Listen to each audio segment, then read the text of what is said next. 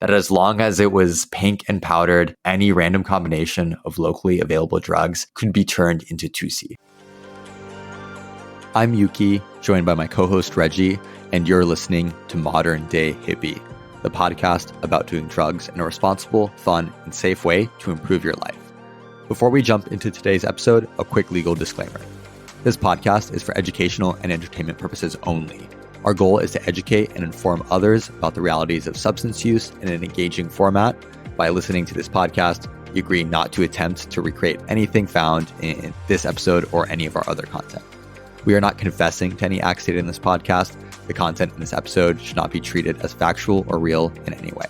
Now, with that, we hope you enjoyed today's show. Welcome back, all you modern day hippies. Hope you're having an absolutely vibey day. It's just your boy Yuki here today, and I wanted to share something that I thought was incredibly special and useful. Today's the day that I'm going to share with you the definitive history of Tusi, which is also known as pink cocaine and is the drug that is often confused with 2CB. Now, the reason I wanted to specifically share this today was because I finally found what I think is the most comprehensive story as to what is behind this Tusi phenomenon. And it's through an article that was published in 2022 in July. And so I wanted to walk through this article, give a bit of commentary, and ultimately just educate all of us on where Tusi came from and how it started off from 2CB. Without further ado, let's get into the article, and I will interject some comments throughout. The title is Tusi, the pink drug cocktail that tricked Latin America. A string of seizures across Latin America have revealed how Tusi, a pink synthetic drug powder, is expanding into new countries and increasing its share of the region's flourishing synthetic drug markets.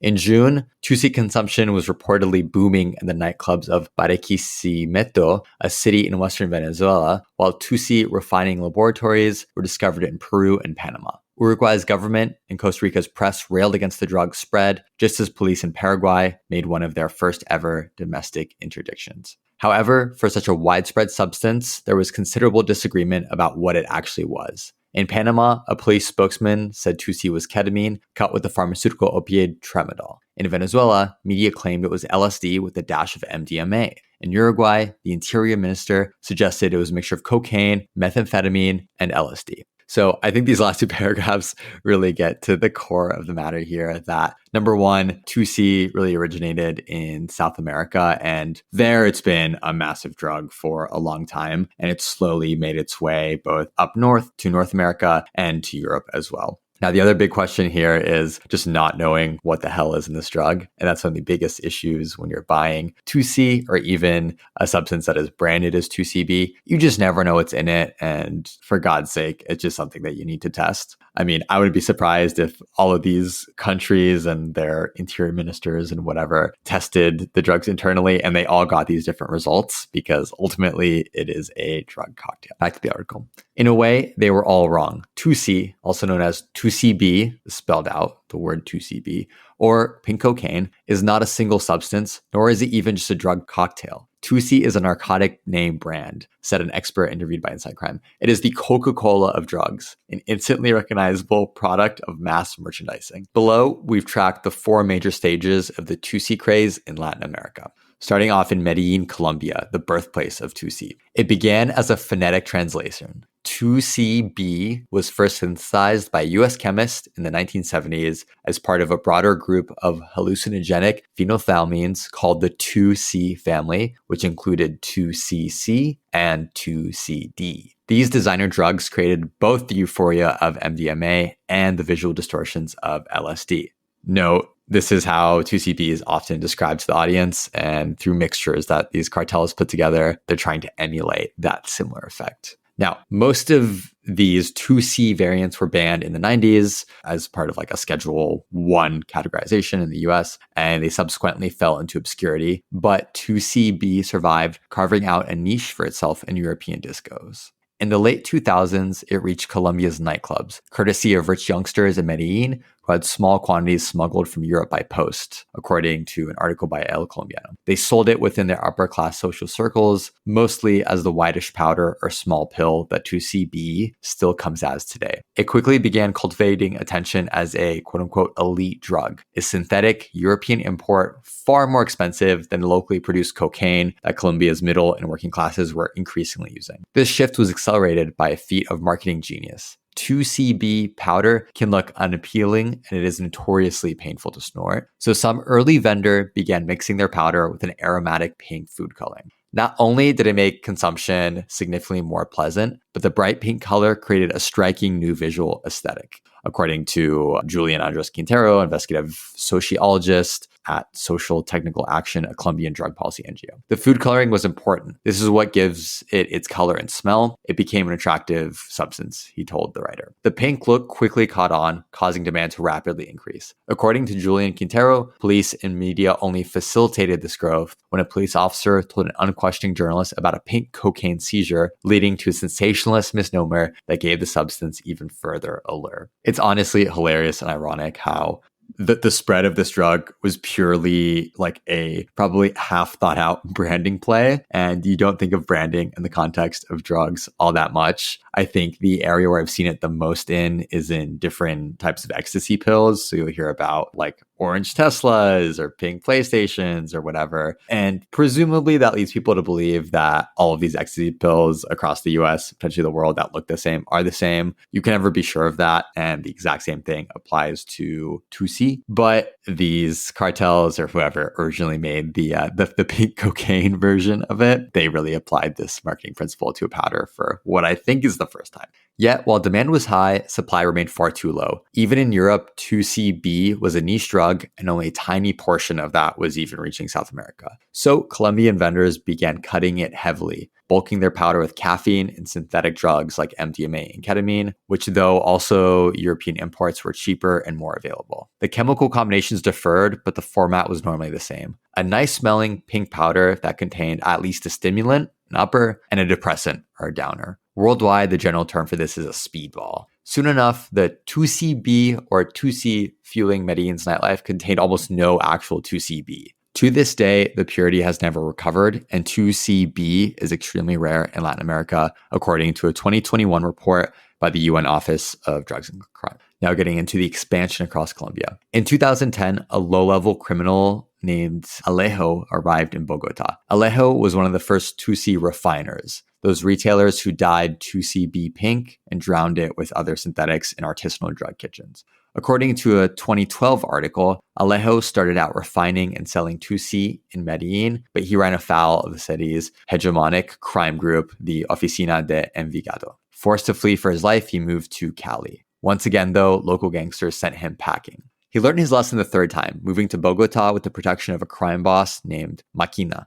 2C's reputation had by now reached the Colombian capital, and Alejo was soon dealing 5 to 8 kilos a week. Tailored towards high-income customers, it wholesaled for up to $43,000 per kilo, about 33 times more than the equivalent $1,300 brick of cocaine. By 2012, Colombian media were reporting how Tusi was now the status drug of the Bogota elite, giving it a healthy publicity boost in the process.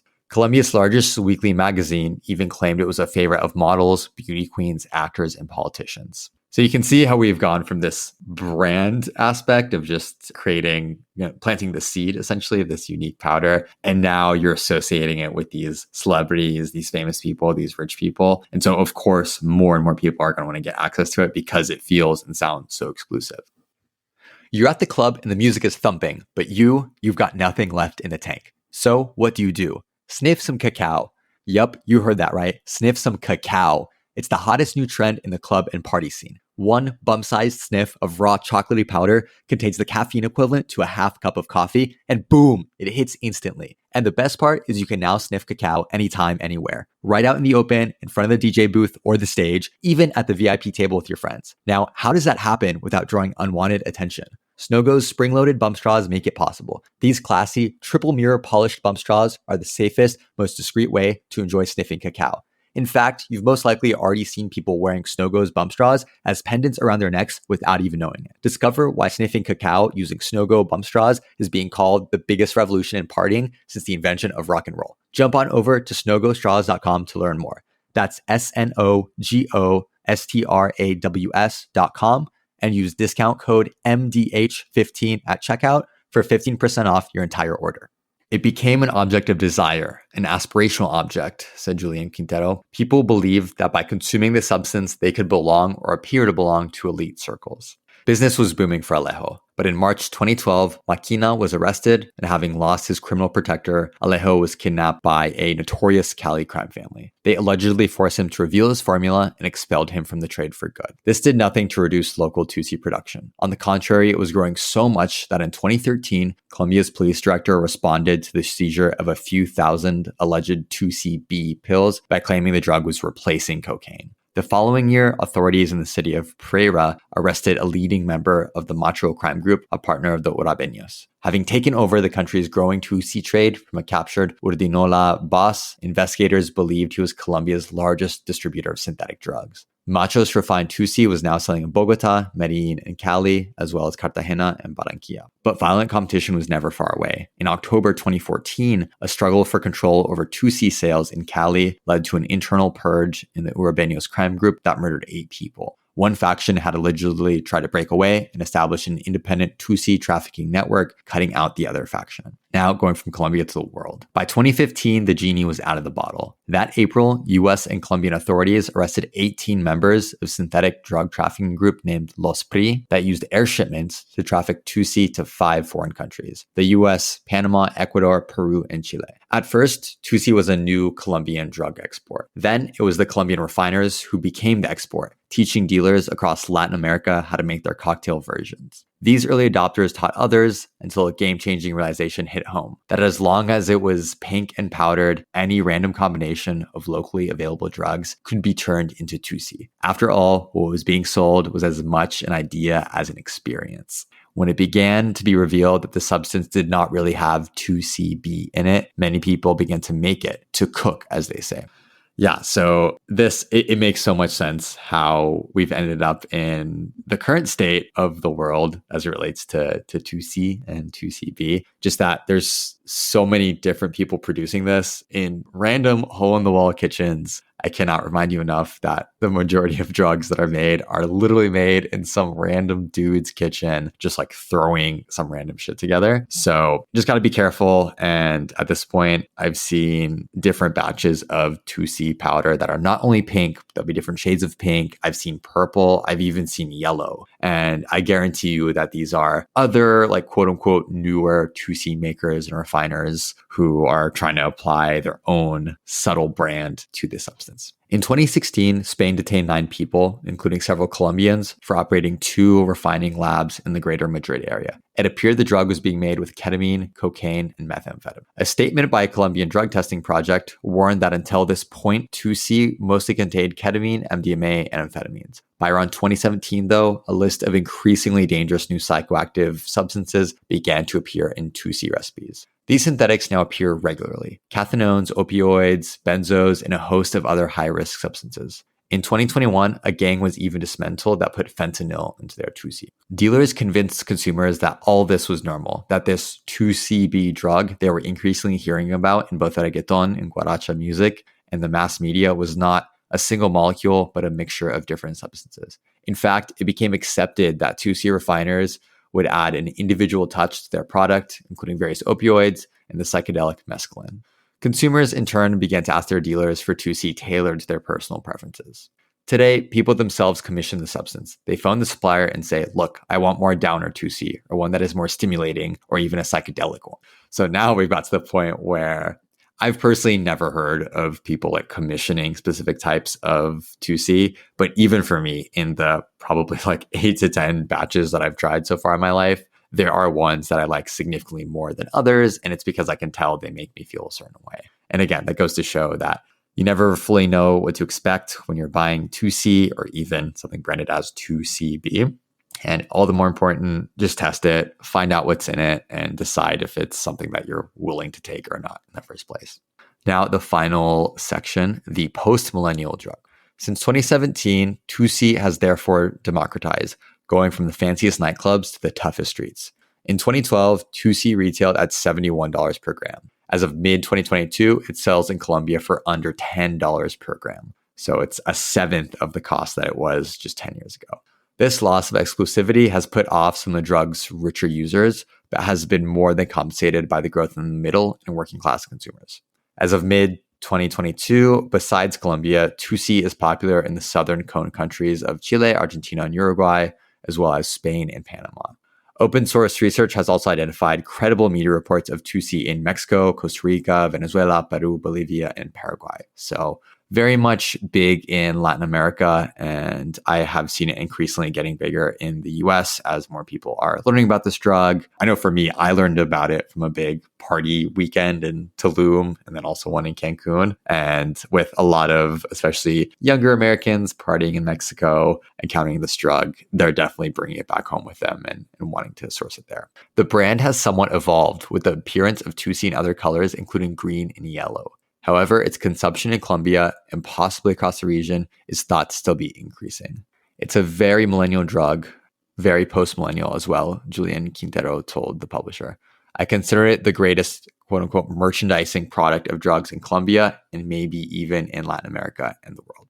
That's the end of the article, but man, I honestly believe what this guy says in terms of this being just the greatest like merchandise product to come out of Latin America ever. Obviously, Latin America has a lot of exports, a lot of raw ingredients, crops, ores, things like that. And of course, plenty of other products. But it's so hard to measure just the scale, the volume of drugs. And we all know Colombia and South America generally for cocaine, like that's what it's been historically. But as we saw in the article, Tusi was just something that was able to sell for so much more than cocaine. And even when I see Tusi or 2CB, at this point, you just don't know what's what. Whenever I see it for sale in the US, it is always significantly more expensive than cocaine. Like you might see cocaine anywhere from like $80 to $120 a gram, at least places I'm familiar with. Whereas 2C, you can see from $150 to like $220 because it is rare, it's harder to find, and most dealers don't sell it. It's very hard to find a source for it in the US.